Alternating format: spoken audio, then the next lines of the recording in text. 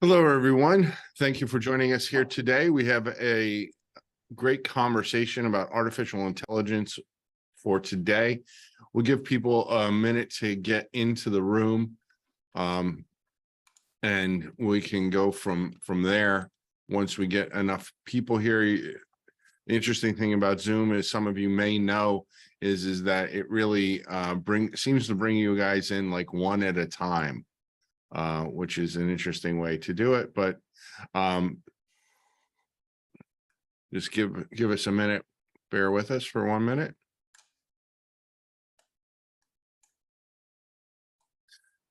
So it looks like we're starting to hit the initial plateau. I'm sure we will have more people join us during the hour. So thank you for being here. Let me try and bring my camera a little bit closer. It seems so far away from you all, but which is not the case in the green room, which is interesting. But thank you all for being here today. Really appreciate you spending a portion of your day with us to discuss artificial intelligence and the use of it in the IP industry and how it can be used to transform your portfolio and landscape and give you all kinds of great information. It really is a brave new world.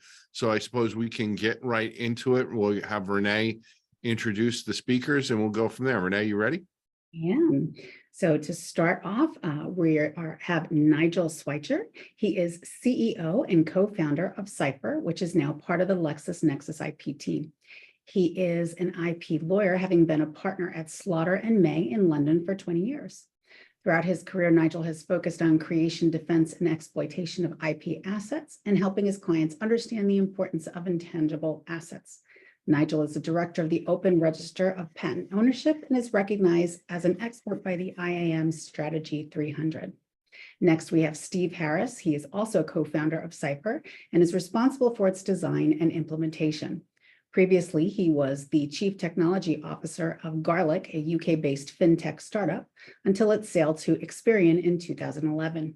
He was also a researcher at the University of Southampton, specializing in artificial intelligence, information extraction, and graph databases. In 2020, Steve was recognized as an expert by the IAM Strategy 300. Next, we have James Cryokoza. He is an IP counsel at Block, focusing on IP analytics. Before joining Block, he spent 10 years as a senior IP counsel at VMware, managing the storage and security patent portfolios, providing patent litigation support, and handling open source licensing issues. Before becoming an attorney, he spent 19 years as a software engineer at companies of all sizes, such as RS Security and VMware. He received his BS in computer science from the University of Michigan in Ann Arbor and his JD from the University of San Francisco. And last but not least, we have our moderator, Gene Quinn. He is a patent attorney and a leading commenter on patent law and innovation policy. He founded IP Watchdog in 1999 and since has twice been named one of the top 50 most influential people in IP and has repeatedly been recognized as one of the top IP strategists in the world. That is your panel today. Back to you, Gene. Great. Thanks a lot, Renee. And thank you again for joining us, everyone. And we have a lot to cover. We're going to talk about AI from a number of different angles and what it can do. And we have a presentation to prime the well for the conversation. If at any time you have questions, please put them into the Q&A box here. I'll be monitoring the questions and we can feed them to the panel, as many questions as we can get. And of course, if we don't get to all the questions, someone will be sure to follow up with you. But before we start the presentation and then get to the questions, what I'd like to do is ask each of the panelists what their initial thoughts are on the use of AI in the IP industry circa 2023. Where are we today, gentlemen? And what is your feeling about using AI, generally speaking? Let's start with you, Nigel. Well, look, Gene, first, thank you much for inviting us on to IP Watchdog. This is obviously a huge topic, and there's so much in the news about AI, but my key message and what I'll be talking about in pretty much whatever question you ask me is that Steve and I started this journey 10 years ago, and it seemed a little racy there, although Steve constantly reminded me that AI has been around for 50 years, but it seemed racy then, but it's not now. Mm-hmm. AI is mainstream, and all I'd ask all the listeners to think about during the discussion and afterwards is what problems can it solve? don't think so much about the technology, just concentrate on the why. What problems do you have? Why can the technology help you solve them? Great, thanks. That's a great way to look at it. Thanks, Nigel. Steve, how about your preliminary thoughts next?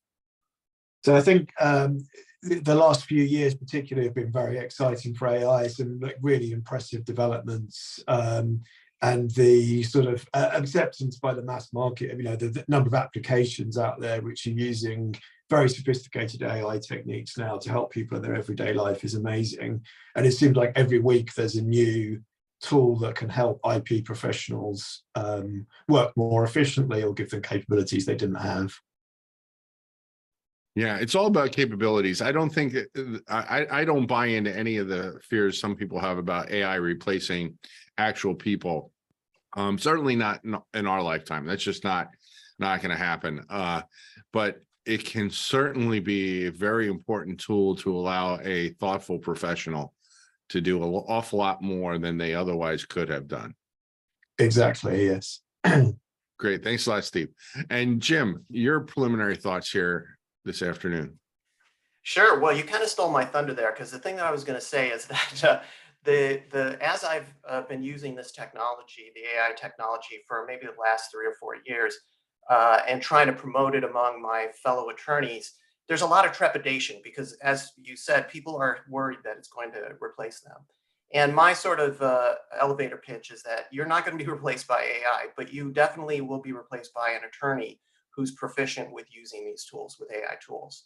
So I think professionals need to embrace this technology because it's going to proliferate throughout the industry. Yeah, no, absolutely. I agree. There are those who are going to use it and get advantage, and then there are those who are going to not use it and I think really struggle to keep up because it is extremely powerful. And we read about the problems that it has. It's getting better every day, and as long as you know what it can do and how to use it, you are going to be much more proficient. And in a world where, as we know, my initial thought, I'll leave it at this and then we can go from there, is in the world we know, and I say this all the time, in the patent world, is one where increasingly you are expected to give more disclosure, more information, and the courts just want it all. And when you are working in that environment, and in an environment where your clients probably don't want to pay more, and a lot of them want to pay less, and there's budgetary concerns and restrictions and threats of looming or fears of looming recession, if you can't figure out a way to do more, then you're going to be really in a world of hurt. You're just going to have to work more then. So AI gives those people who use it, I think, a leg up for a variety of reasons. Now, of course, there's all kinds of security protections and protocols that need to be put into place. But as a general proposition, if you're not using or in the process of considering using AI, you are going to be left behind. It's pretty much plain and simple. All right, guys. So Nigel, why don't I kick it over to you? And can you walk us through the presentation that you've prepared? Yeah, thanks, Gene. In fact, for those people who only had 4 minutes, then I think that those introductory remarks pretty much sum it all up. But we'll try and go and expand on a few of those themes. This slide I wasn't going to include because it's actually marketing. It's a testimonial from Richardson Oliver, who had been one of our power users of Cypher for many years. But the reason I included it, because it really stresses the why. Sure, it's got the intersection of IP and data science, but it's all about to enable solutions and strategic problems. And to your point, Gene, it's about quick and accurate results to achieve more with less. And the right-hand side is this idea that Jim was saying, that you're not using AI and going out for lunch. You're using AI to enable you to get more insights, this combination of humans and machines. And this, I think, Gene, is just a summary of you stealing my thunder now, because we're living in this world. More complex and interconnected technology, ever increasing number of patents, increasing demands from business. And that all parts of the business, R&D and finance and the board. They all want to understand technology trends or sustainability or the value or return on investment. But here's the bad news. There's no significant increase in headcount. So you will have to do more with less. Yeah, can I just say something, right? You know, that probably most people don't know about the no increase in headcount. You know, I've taught a patent bar review course for many, many years, and we've been looking at the number of new practitioners entering the industry. And this predates the pandemic, although it got much worse, you know, during the pandemic. There are just fewer and fewer people wanting to sit for the exam. The pass rate hasn't changed in years. It's around 46 to 48%, but the number of people who are interested in taking it and entering the profession continues to decrease. So you've got to come up with a strategy to deal with fewer IP professionals. It's just the way it is. Those are the numbers. No, true enough. And therefore, and we've seen it lots of times we're on our fourth industrial revolution. So we've seen before the constraint on humans, and then how does technology increase productivity? LexisNexis, that part of the story is interesting, obviously personally interesting for Steve and I. We set Cypher up in 2013, quite innovative at the time, supervised and unsupervised machine learning to increase efficiency. But LexisNexis has a significant interest in data quality, data integrity, efficiency, and automation. And I think it's pretty well known that over the recent years, it's acquired many of the products in the industry, PatentSite, IPlytics, Cypher, to enable greater efficiency. But I think that speaks volumes to your mainstream point, Steve, that they do this because it's trusted. LexisNexis is one of the most trusted brands in the legal community, and they are effectively endorsing this approach, which of course is hugely warming to our hearts, but also a huge benefit to the expansion of these kind of approaches into the industry. And then finally, if I can just move on the slide one more and not blocked by my Zoom bar.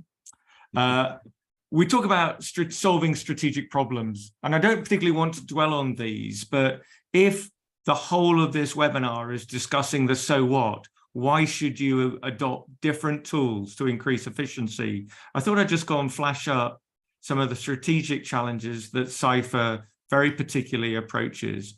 They're things like budget management, and I know Jim will be talking about it later, how to ensure that your portfolio is the right size, or how to mitigate risk. This is what we do, but that's not to go and say that operational challenges like patentability and freedom to operate and invalidity aren't problems to be solved. They're just not problems that Cypher set out to solve.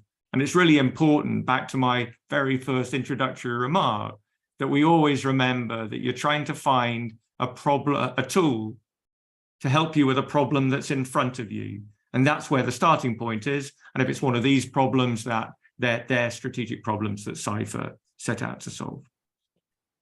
Steve, I don't know whether now's a good time to try and demystify some of the AI and ML approaches that you've taken. Yeah, so, I mean, especially with AI, but with all technologies, it's very easy to get carried away with technology for technology's sake. And that's something that we fought really hard to avoid. All the features that we've released and the capabilities that we put into Cypher have to deliver something which users value. And also the results have to be useful. You know, we've experimented with all kinds of features where the results required a lot of interpretation, or they required further work to really make use of them, and we avoided including those as mainline features. So all the things that we have included either give you a new capability that just wasn't possible before, or they do an existing task that people had to do, but do it quicker or more cheaply, or in a way that's increases your efficiency. And as Nigel said before, we've been on a 10-year journey with Cypher, We were founded in 2013. We concentrated our technology on pattern mapping, so mapping patterns to technologies, and we work very closely with our clients to refine those to get a good balance between different options of how much effort you want to put into it and how bespoke you want the results to be versus how quick you want it to be. So we've got a range of different options that satisfy different points. And early in 2023, we were acquired, but we're still continuing to push the state of the art. We've had 2 new AI features launched since, which are moving forward. As the technology moves forwards, we're making sure that the platform keeps up to date, but still maintaining that focus on dependable, understandable, easy to use solutions. So this is kind of talking a little bit about the range of AI technologies that we've got inside Cypher. There are other providers in the space that have options between these, but we kind of bookend them. So we've got one very, very simple, one very, very bespoke, and then something in the middle. But there's plenty of other providers that have things that fall in between these gaps. There's no 2 companies in the space are providing solutions that are identical, but they're all sort of somewhere on this spectrum. So for us, the most simple and straightforward thing we have is the universal technology taxonomy, which is a predefined taxonomy of 120 odd classes. So every pattern in the world falls into one of those 122 classes. You don't get any control over it whatsoever. It was designed by largely algorithmically, but it was designed based on what the real data looks like. So the 122 classes are roughly equally sized. And you can use that to break down a competitor portfolio or a landscape. You get zero control over it, but it's very, very quick. Then in the middle, we've got this Tech Explorer feature, which we just released last month, which you can give it some text or a technology name or some patents or some combination of all of those, and it generates a landscape, and people are getting good results within 5 to 10 minutes. But you don't get quite as much control as with our premium feature, which is custom classification, where you can actually train your own model using pattern data to steer it. You can get very, very accurate definitions of the technology you're interested in, but you have to commit 5 to 10 hours typically to get good results out of that. So, as I say, it's the full spectrum of sort of ease of use versus control, but we just have those 3 features across that spectrum. And then, of course, large language models are the latest thing in AI that's very popular at the moment. I think it's fair to say that they've been overhyped, but equally they are an incredibly powerful technology. There's lots of potential, and there's still more to come in that space. So LexisNexis has a very firm policy on responsible use of AI, which is, we follow the same principle at Cypher, just we didn't talk about them in the same way. But for example, all of the uses of LLMs inside LexisNexis involve private instances, which isn't something as a startup we could have afforded to do. But with very strict rules on accountability and privacy, so none of the user interactions ever leaves the LexisNexis ecosystem. In fact, the latest Tech Explorer that I just talked about a second ago and the latest iteration of the classifier technology both use LLMs to speed up the training. They're not used directly in the classification because they're far too slow, but they're very powerful tools to help you generate test data and find more examples to help you train classifiers when you're in that process. And there's sort of general legal tools. Lexis recently launched Lexis Plus AI, which is a sort of pure play LLM tool where you can interact with it as a legal assistant to help you with drafting documents and all those kinds of things. Not IP specific, but very impressive. So Steve, before we go past that slide, and I suppose that most of the people here on this webinar are familiar with these terms, but it might be useful to take just a quick step back and define what an LLM is and compare it to generative AI to the extent that there's, differences. Can you give us a thumbnail sketch there? Sure. So generative AI is the sort of general sense, and it's exactly what it sounds like. So it's AI that's used for generating content. LLMs that's short for large language model, is a subtype of generative AI. So it's generative AI that specializes in text. So it's been trained on an enormous corpora of language documents, so Wikipedia, things like that. And it's trained to predict what the most plausible response is in reaction to a question or a statement. So you write a sentence saying something like, what's the difference between SiC and GaN semiconductors? And it produces an answer which is highly likely that a human who is somewhat expert in the technology would write. So I'm using a lot of caveats there because the jury's still out on exactly what the capability of these things are, but for sure we know that it's good at predicting what a reasonably educated layperson would answer. Some of the challenges are around the fact that it's very difficult to tell when it doesn't know, and in fact it's possible it doesn't know, it's just producing what looks like a realistic answer rather than actually regurgitating facts, if that makes sense. Okay. Yeah, no, I think it does. I mean, these terms in language are changing all the time. And we went from just AI, which was, I think, really probably just dumb but fast computers. Now we have generative AI, and now we have, I think LLMs are probably best thought as a subset of the generative AI, and in our space, it give a lot of opportunity to make sure that there is the privacy, that there is the confidentiality. Is that a good way to look at it, you think? Yeah, no, definitely. Yeah.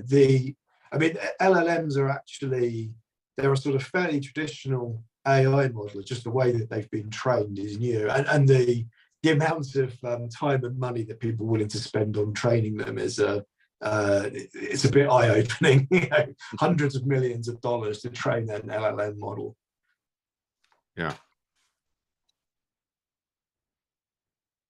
And I think, Gene, and all your listeners will be asking, so what? We're deploying this significant amount of technology, and a huge amount of it has been brought into the IP world. I wonder whether, Jim, you're happy to share with us some of the stories as to whether and how it makes a difference. Sure. So I'm going to cover a few use cases that I deal with on my job. And actually, the first thing I'd like to notice is that my job, I've been hired into Block to do analytics, IP analytics. I'm an IP attorney, but now with the advent of this kind of technology and the ability to sort of use it to help guide our legal strategy, you're going to see people like me in different organizations now where they have the title of an analytics person. And then what I hope in the long run is that you don't need someone like me. What happens is that I train all the other attorneys within our organization who need to have this information to incorporate it into their everyday thinking about patent strategy. So the three cases I'm going to talk about is just sort of generally about how AI can be used. Cypher in particular is a tool that we use a lot to categorize patents to basically determine you know your patents and what they cover, but do you know what all the other patents out there cover? Are there patents that are covered that cover your subject matter of your company that you don't own? And so that leads into the second item here, which is peer discovery. You can identify your peers who are holding patents that may be relevant to you. Because a lot of times, like when we think about our peers, we just think of our business peers, and that's definitely useful. But we also think about what we also want to know is, are there companies in different spaces that might hold patents that are useful to us? And then I have also been thinking about using these tools to help us determine how large our patent portfolio should be. And actually, as a lead into all this, you may have different use cases in your organization. What you always need to do is start off with what your legal strategy is, and then you can use this technology to help implement and justify your legal strategy using kind of empirical information. So we can go to the next slide.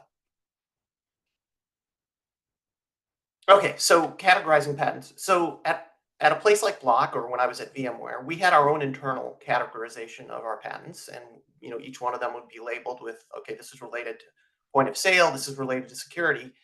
And so what we can do with AI now and a tool like Cypher is basically take those patents, and for each subcategory of those patents, we can create a classifier. And that classifier will then help us, if you feed in other patents that are different, that other companies' patents, it will determine whether or not that patent falls within the same category that you would have given it had you owned it at your company.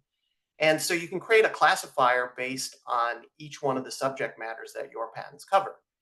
Now, one of the challenges that people run into when they use these kind of tools is that often their classifiers are created more by product, like all these patents go into a particular product, or it's classified by some other means. But these classifiers are most useful when they're covering what kind of subject matter the patents cover.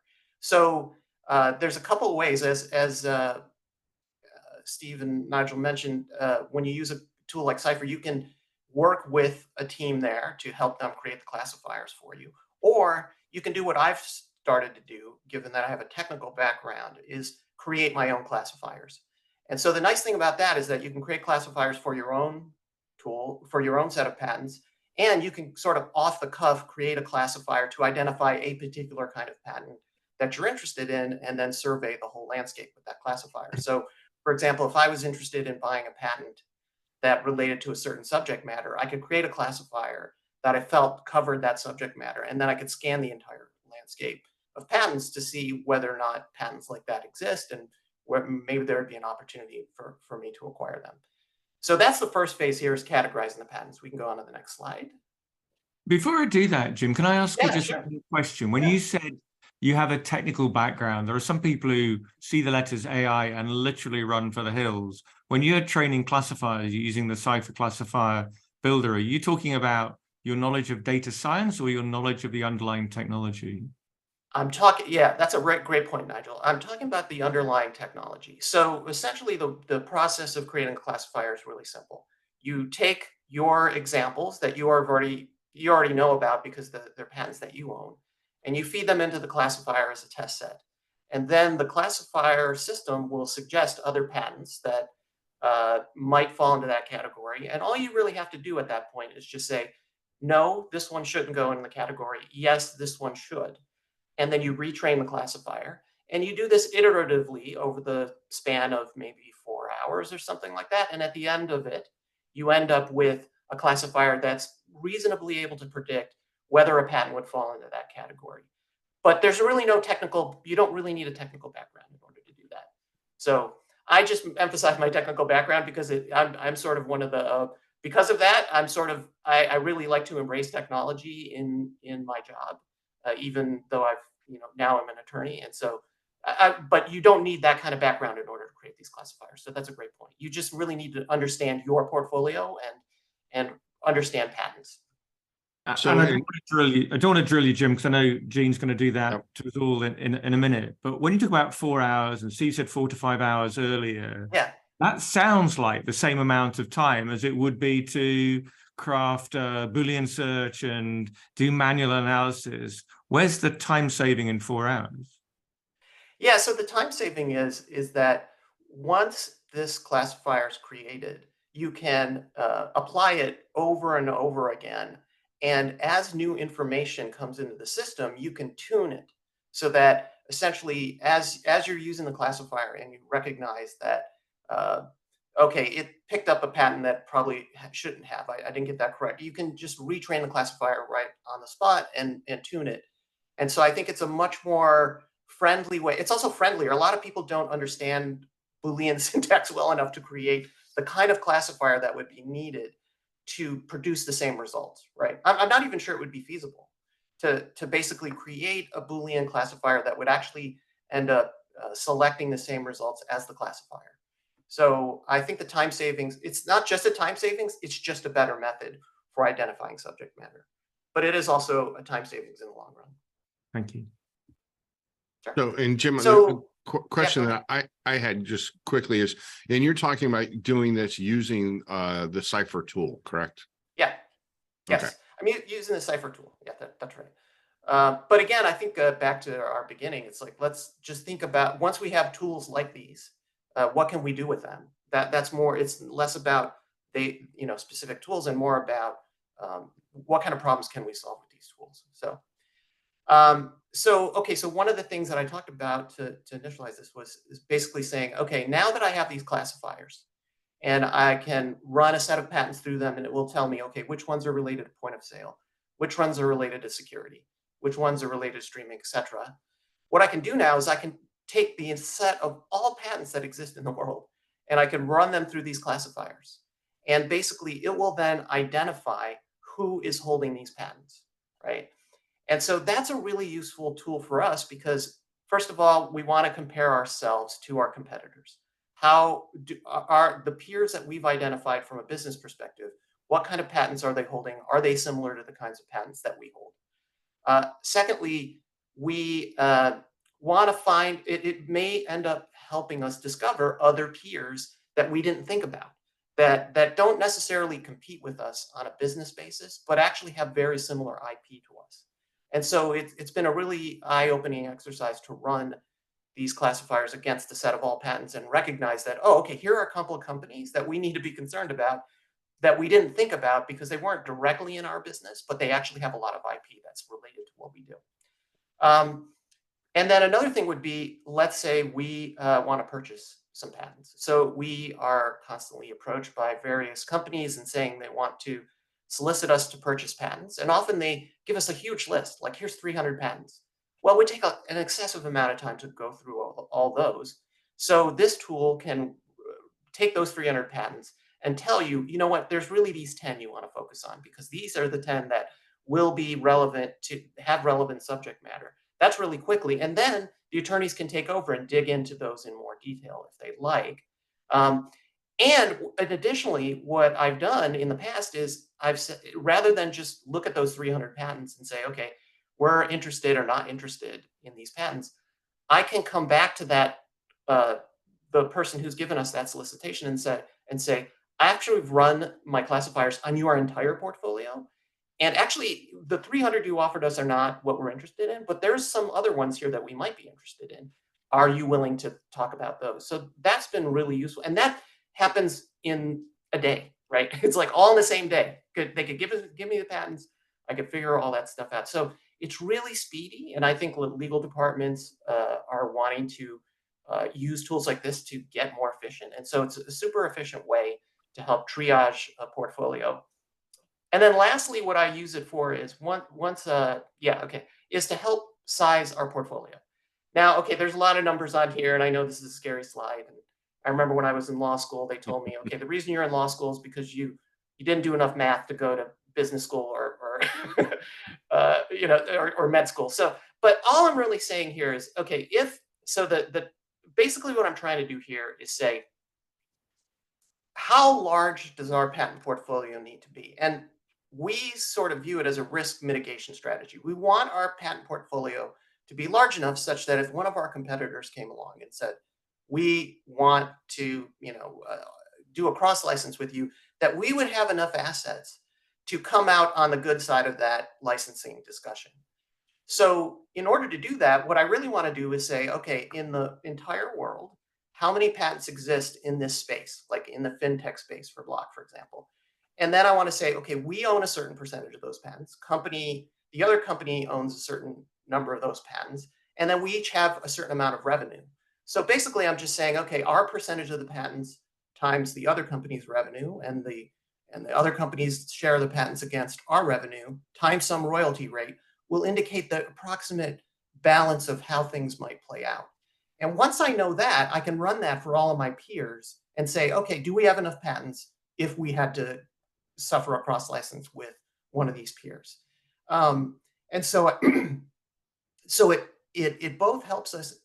Actually, if we had to do a cross license, it would give us information about what the scope of that license should be. But also, it basically just tells us ahead of time.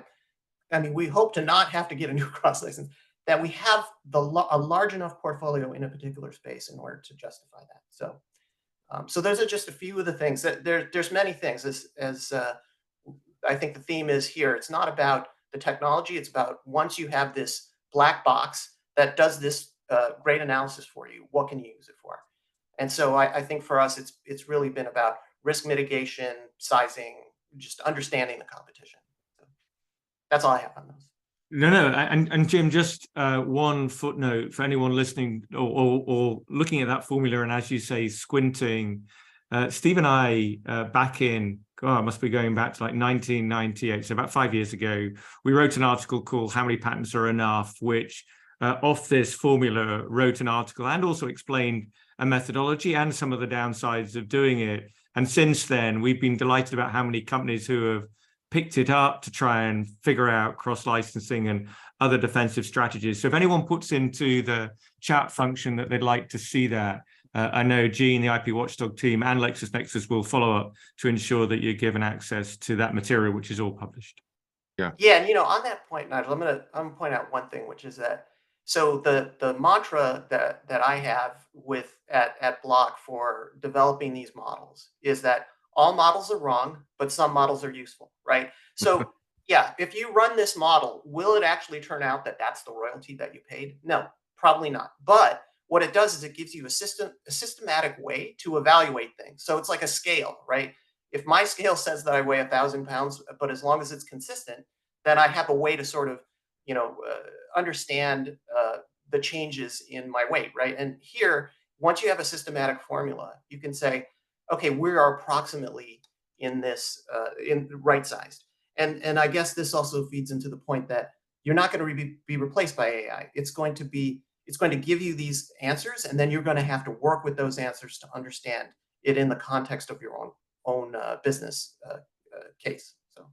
Yeah, I like that formula though for a lot of reasons because it drives home a couple things. One, if you have a 40,000 patent portfolio and I have a 30,000 patent portfolio, that doesn't necessarily mean that in any cross licensing deal that I'm going to wind up paying you because you have 10,000 more patents.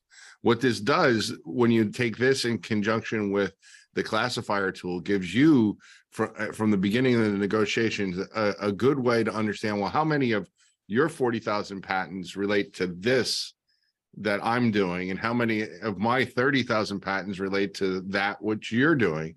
And when you can get down to a more granular level like that, then deals can get done, because you get past the, my global thermonuclear weapons are going to be able to destroy the world 20,000 times. Well, I think we only need to destroy it once, So let's talk about get past all that. Just we're building up missiles to fire at people and say, well, what missile do I really need to be worried about? That's the question that me, as somebody who's talking about acquiring rights or licensing rights, needs to know. I don't care, maybe. And a lot of times we still live in this world, unfortunately, despite all of our preaching to the contrary, where people simply count patent numbers. Now, there is a certain value in quantity. I'm not going to suggest that there's not. But if you have one patent that's good and 30,000 patents that are not good, that doesn't get you very far. And seeing the lay of the land, and for truly innovative companies, you'll see everybody has an A list, everybody has a C list, and then there's the patents in between that are nice, but maybe not earth-shattering. What you want to see is you want to see, for your own benefit and analysis, your company having more A's and B's and fewer of the C's. Because what good is a C patent other than just jacking up your numbers, right? So that's a critically important tool. And then the other thing too is when you look at these, a lot of times, a lot of companies don't even need to get to that granular level, right? I remember we did a webinar years ago, and one of the panelists, who was a former chief IP counsel, we put up this chart, anonymized the company. It was an actual company. And he says, he said, that's a chart you never want the board to see, because it showed that they had a patent portfolio that was so insignificant compared to all of their major competitors. He said, I'll never forget, he said, that is a career limiting graphic. So you have to know what you're doing. You have to know what the industry is doing. And if the industry is going this way and you're going that way, maybe that's the right choice. Maybe it's because you haven't given enough thought to going the way that you need to be going. And these are tools that are very powerful to give you insight about what you're doing, what a competition is doing, and then with respect to deals or litigation, going crossways in between. Because they are very flexible like that. Steve, Nigel, Jim, any thoughts as to what I was saying there or anything to expand upon? I have one thing to expand. So if your friend had showed that chart and that he said was a career-ending chart, but he was able to back it up by saying, you know what, though, our patent portfolio is smaller than our competitors, but every one of these patents is relevant against them. And the patents that they have are not relevant against us, then all of a sudden he's a hero because he's saying we're spending far less money on gaining the same amount of risk mitigation that those companies are, because they're just doing it scattershot. They're throwing 100 darts against the dartboard and hoping one of them hits.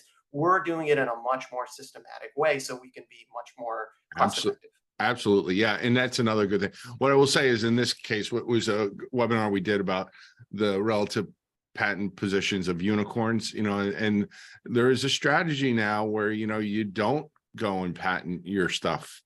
You maybe plant a few seeds, a few flags with applications, and then you race to market and develop market size. Well, that's a great strategy right up until now the board wants to go public, or right up until some big, huge competitor shows up with their 40,000 patents, and so you have to have a strategy for backfilling.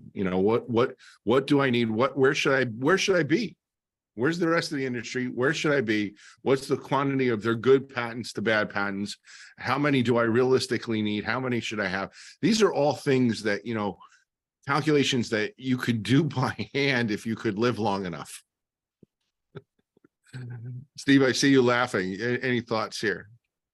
Yeah, I mean, I just want to come back to the point that Jim made earlier, that it's not about, no one's ever going to be able to build an Excel spreadsheet that calculates exactly what your royalty rate would be under, what your cross-license fee would be under different circumstances. But you can get some indicative ideas that'll be in the right ballpark and definitely accurate enough to help you set a strategy which answers all of these issues. And we've got clients in all sort of stages of development, from these suddenly important unicorns that go IPO and then suddenly have lots of IP risk, through to enormous companies that are just trying to sign as many cross licenses as possible to mitigate risk. So people's strategy varies a lot, but it all comes down to the same thing in the end of my patent portfolio has to do a job for the business. It has to mitigate risk, or it has to drive licensing revenue, but it's not it's not just for show, right? It actually has to be useful. Yeah. Nigel, any thoughts before we move on? No. Apart from the sort of uber point that all decisions need to be made with evidence, and that's the best evidence that you can bring to bear in a given situation. I was smiling internally. I'm old enough to have done cross-licensing negotiations where I've watched companies literally print out their patent portfolio and go into the meeting with a pile of paper. And I remember being a very young lawyer supporting a negotiation against a very major patent owner who did have the numbers. And the client looked at me and said, Nigel, the pile isn't high enough. And I said, well, I was thinking about paper and I've done it back to back. And they said, how dare you go and redo the bundle so it's taller? That is not evidence. That is showmanship. And I think these classification-based models are not always right. To Jim's point, that they are sometimes helpful, but we have to, in 2023 and beyond, always bring data, the very best data that you can that you can achieve, bring data to commercial discussions, because every other part of the business is doing it, whether it's marketing or R&D. I don't think IP is some kind of special child that gets a dispensation just because patent data is messy. Yeah, right. Yeah, so gentlemen, we're getting a lot of questions. Your conversation is really touched a nerve, and we're getting a lot of people who are asking, well, how do you actually do this? And I don't think we're prepared to go in and say, okay, well, you highlight here, you click here, we can get you all that information. So if you have those types of questions about how to actually do it, please feel free to send them, and we will make sure that you get information on how to actually do this in Cypher, and so it make sense, or we could follow. The other thought is we will definitely get the link or a PDF if available to the article that Nigel mentioned, and we'll get it to all of you. I'm very interested in taking a look at that article as well. So we'll get that, send that to everybody. But gentlemen, we have a few questions here. One quick and easy one perhaps is, what data sources does Cypher use in order to do all of this? So it varies. The different algorithms use different data sets. So the UTT, which is the sort of unattended one that has built-in classification, uses title, abstract, and claims CPC codes. The Tech Explorer, which is the more free-form one, uses full text of a patent.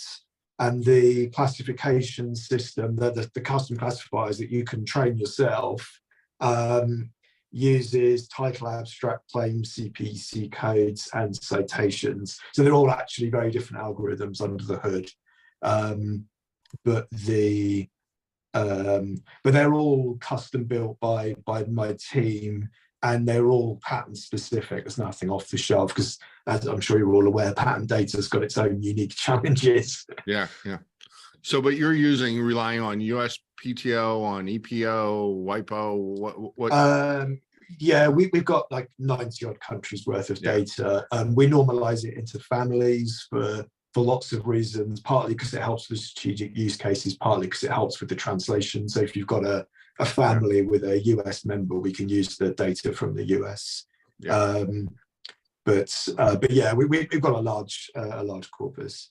Okay, and we have a couple people that are asking about, does this work better with certain technologies versus other technologies? Like, maybe is there a difference in how it works with respect to, like, say, just to throw something like telecommunications technology or smartphone technology versus a life sciences example, like a pharmaceutical or a biotech? How do you approach those two different types, different types of searches or needs for information? I think sort of algorithmically, it doesn't make a whole lot of difference. When we've studied it, there isn't a big difference in accuracy between, say, life sciences and semiconductors. The difference is in the level of domain expertise that you need. So Jim mentioned earlier that we have some clients where Cypher employees train the classifiers for them, and that's easier in some technologies than others. Our employees, they have some expertise, but they're not kind of 30-year veterans of an industry or anything. So like very, very deep, specifically semiconductor technologies can be quite difficult to looking at a patent to determine whether that patent's relevant to that technology or not. So there are certainly areas where, in order to train the classifier, requires more or less expertise from the end user, but there is no intrinsic difference in the accuracy between different technologies. Okay, great. And we have another question here about using this tool for IP mapping. I thought, and it's a bit of a specific question. We'll get you more specific information and answer directly, but how do you, I mean, it seems like, I don't know which one of you might want to tackle this, whether Jim, it seemed like when you were going through actually, I forget which one it was now. And I know, Jim, you may have touched on this, but when you're looking at the initial slice and you're putting it into 122 different classifiers, just, pretty much quote unquote, like off the shelf. This is everything's going into these, that's very useful information. Is there another way? How do you kind of use that to map, or can you customize the mapping, or thoughts on that? Sure. So I noticed too, somebody in the chat said, what is a classifier?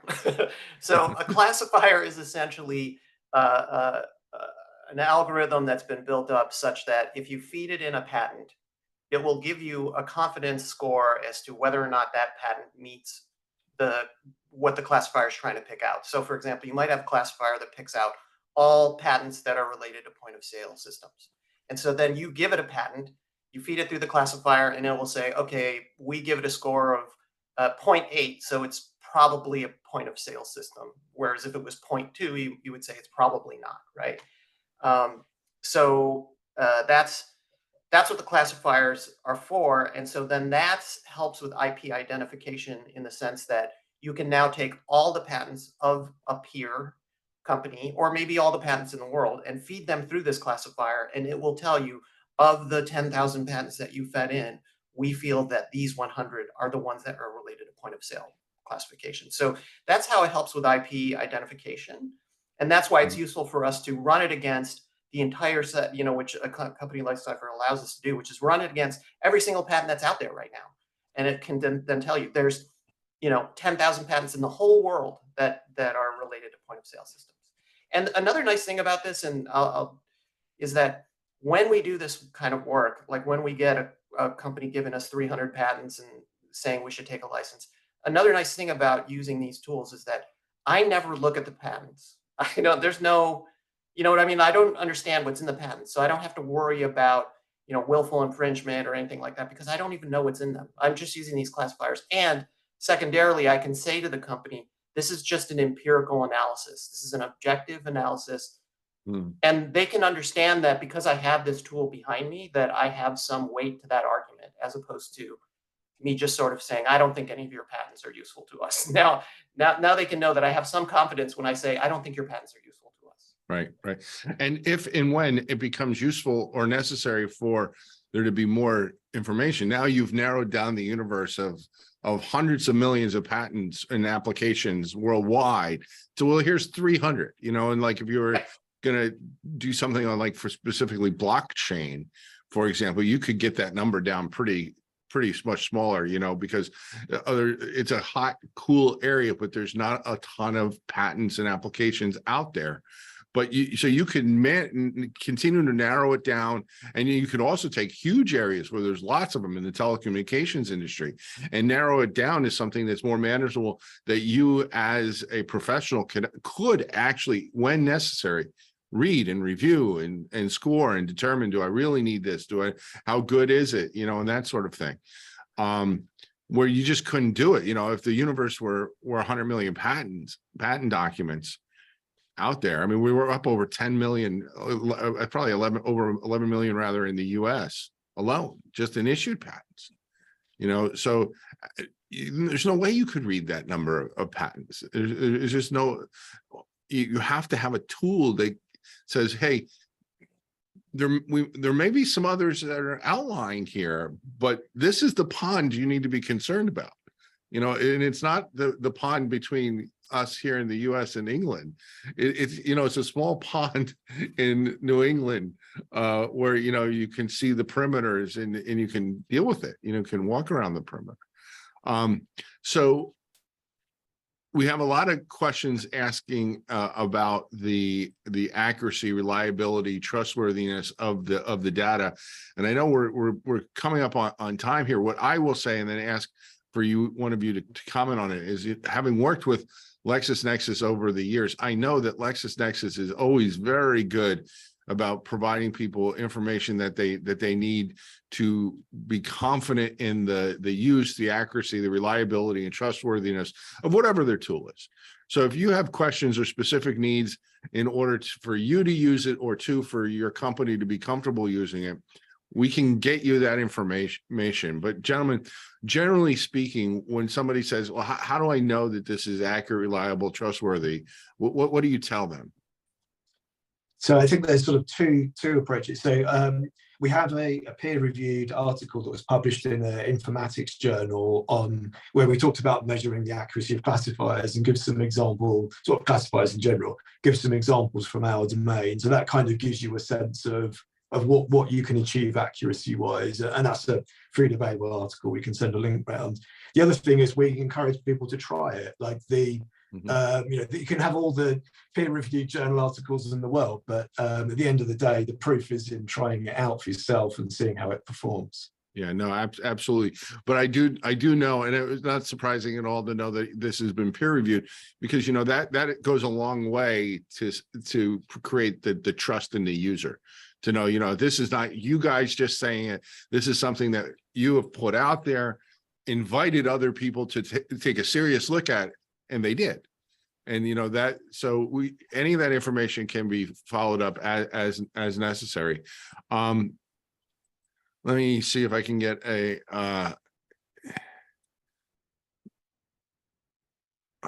another quick question here in that is actually doable.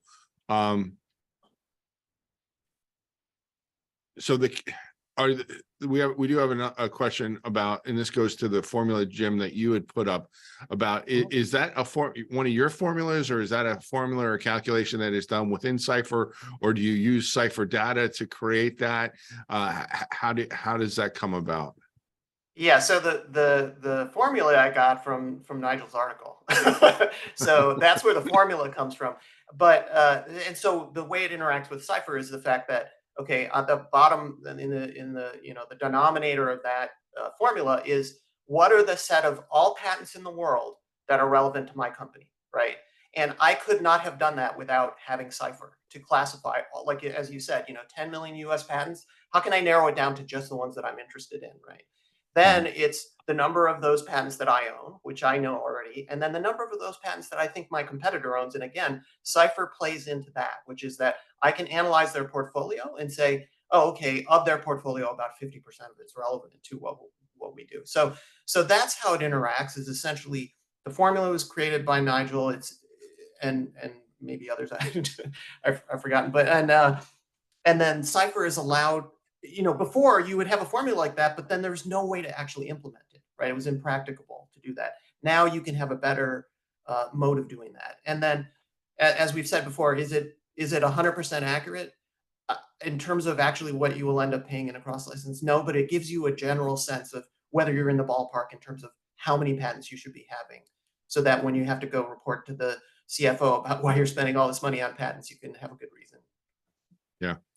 So we're right at the time here. We have so many more questions, and I think people are just really scratching the surface. So thank you all for your questions. We'll get every one of you an answer. We'll follow up with you. Nigel's article was a link to it was put in the webinar chat. We will also make sure that we follow up with all of you via email in case you don't see that or can't find it in the chat, which has been pretty active here today as well. But what I would like to do is I'd like to ask each of you in the time that we have remaining is what do you hope people take away today? What is the message you want them to leave with, or the one important thing for them to remember? And let's go in inverse order and give Nigel the last word here. So Jim, let's start with you. Sure. I guess the thing that I would say is that this technology is here to stay in the legal field, and that you need to learn how to embrace it, if only to use it like a tool, like Excel or something like that. It's going to make your company much more productive. And I think as people like me start promoting this technology and making arguments to our CFOs about it, they're going to demand this kind of rigorous analysis about why you're doing what you're doing if you're in-house. Yeah, no, absolutely. Thanks a lot, Jim. Thanks for being here. Steve. So I think my key point would be, this is now a very mature technology that's being used by a lot of companies, and give it a go. It's like it can really make your life better. It can give you answers very quickly. It can be easy to understand what's happening, repeatable, consistent, all of those good things. And yeah, it's just, you know, it's now an easy enough to use technology that everyone should be trying it. Yeah. No, I agree. I do agree with that. And, you know, there's not shockingly, I agree with that, right? Because I'm an electrical engineer. My focus professionally has been on software. So when you find a really interesting, exciting software, you know, for lack of a better way to describe AI as a very foundational level is software related, it's exciting. You know, and when you have a good software tool, you can just do more. You get more insights. This is an exciting time for professionals. This is not a time for professionals to say, oh, we can't use this, it's going to take away our job. No, it will not. And I'll say this, and I will really give Nigel the last word. So this is my final thought here. When I hear people say that AI is going to take away legal jobs, professionals' jobs, I laugh.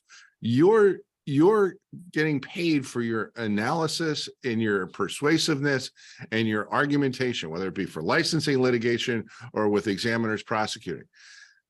AI, it will be decades before AI can be persuasive, maybe never. You know, people I know that work on this on a technical level tell me we're 15 years away from anything that really looks like a sentient AI. You know, so we're not there. This is a tool for you. This is not a tool to replace you. The people who have the most to worry about being replaced, quite frankly, I think are doctors, right? You go to the doctor's office, you say, here's my list of symptoms. These are the list of drugs that I'm on. What do I likely have and what should I or should I not be taking? That's a simple computer program in today's world. But persuasion that is the different skill altogether, and you need to. I'm just excited by it. I'll stop here, Nigel, and I'll give you the last word.